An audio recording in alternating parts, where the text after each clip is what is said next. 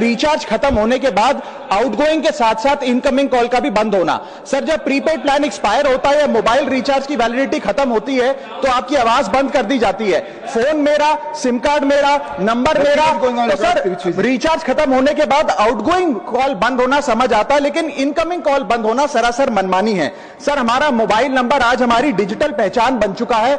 Essential communication जैसे कि UPI payment, banking OTP, train ticket OTP, PAN Aadhaar authentication, interview का call, hospital का call, मां बाप का गांव से कॉल, तमाम चीजें इनकमिंग कॉल और इनकमिंग एसएमएस से आती है और वो इसलिए बंद कर दिया जाता है कि इंसान एक रिचार्ज कराना भूल गया।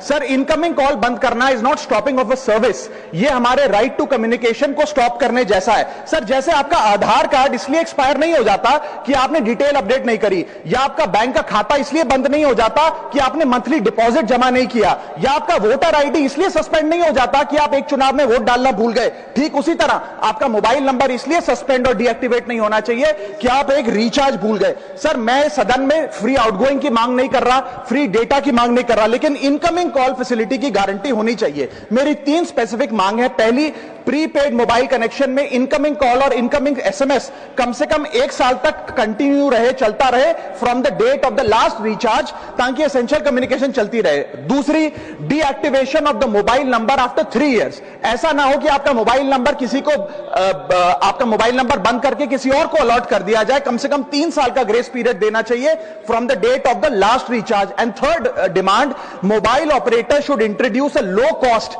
Incoming only plan. वो लोग जो सिर्फ इनकमिंग के लिए फोन रखते हैं उनके लिए, जैसे कि 10 रुपए में 180 दिन की इनकमिंग कॉल की फैसिलिटी, इस प्रकार की स्कीम्स मोबाइल ऑपरेटर को लानी चाहिए। दूसरी समस्या जो प्रीपेड कस्टमर्स फेस करते हैं वो है टेलीकॉम ऑपरेटर का 28 दिन का मंथली रिचार्ज।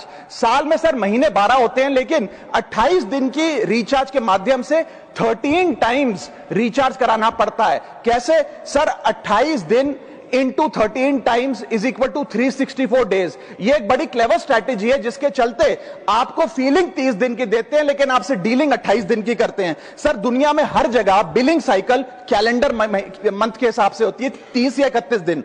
आपको मंथली सैलरी, लैंडलॉर्ड का रेंट, बैंक की ईएमआई, बिजली पानी गैस का बिल, तमाम चीजें 30 या 31 दिन के महीने के हिसाब से होती हैं। लेकिन ये मोबाइल ऑपरेटर, टेलीकॉम ऑपरेटर 28 दिन के महीने के हिसाब से आपको रिचार्ज प्लान बेचते हैं, ताकि साल में एक अतिरिक्त रिचार्ज आपको मिल जाए।